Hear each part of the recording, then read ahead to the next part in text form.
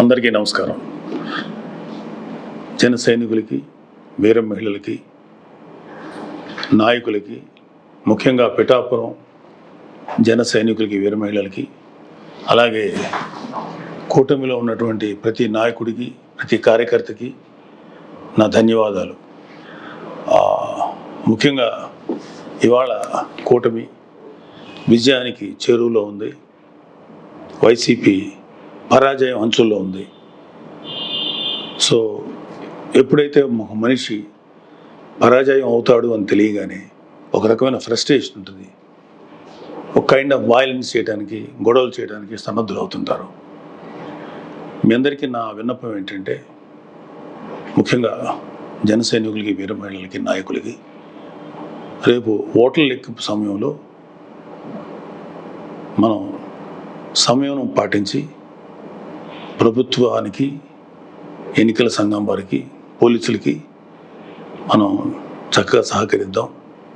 అలాగే వైసీపీ వారి యొక్క ఎటువంటి కవ్వింపు చర్యలకి ప్రతిస్పందించద్దు అని చెప్పి మిమ్మల్ని అందరినీ మనస్ఫూర్తిగా కోరుకుంటున్నాను.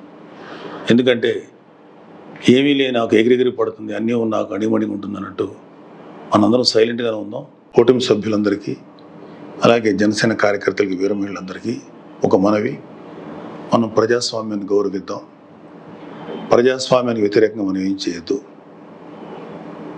పోలీసులకి, ఎన్నికల సంఘానికి సంపూర్ణంగా సహకరిద్దాం. మన డెమోక్రటిక్ స్పిరిట్ని మనం నిలబెట్టుకుందాం. ఖచ్చితంగా రేపు రాబోతున్నది మన కూటమి ప్రభుత్వమే.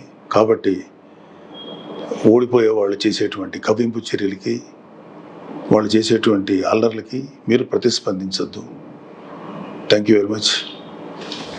All the best. అందరికీ నమస్కారం. జన సైనికులకి, వీర మహిళలకి, నాయకులకి, ముఖ్యంగా పిఠాపురం జన సైనికులకి, వీర మహిళలకి, అలాగే కూటమిలో ఉన్నటువంటి ప్రతి నాయకుడికి, ప్రతి కార్యకర్తకి నా ధన్యవాదాలు. ముఖ్యంగా ఇవాళ కూటమి విజయానికి చేరువలో ఉంది. వైసీపీ పరాజయం అంచుల్లో ఉంది.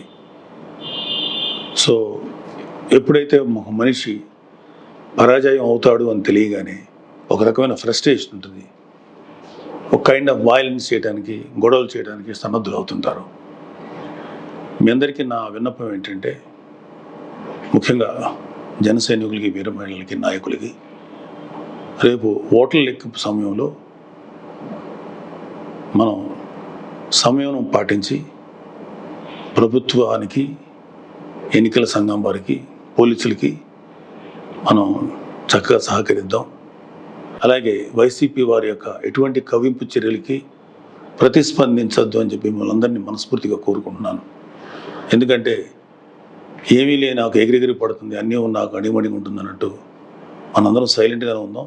కూటమి సభ్యులందరికీ, అలాగే జనసేన కార్యకర్తలకి, వీర మహిళలందరికీ ఒక మనవి: మనం ప్రజాస్వామ్యాన్ని గౌరవిద్దాం. ప్రజాస్వామ్యానికి వ్యతిరేకంగా మనం ఏం చేయొద్దు. పోలీసులకి, ఎన్నికల సంఘానికి సంపూర్ణంగా సహకరిద్దాం.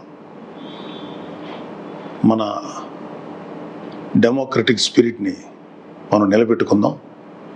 ఖచ్చితంగా రేపు రాబోతున్నది మన కూటమి ప్రభుత్వమే.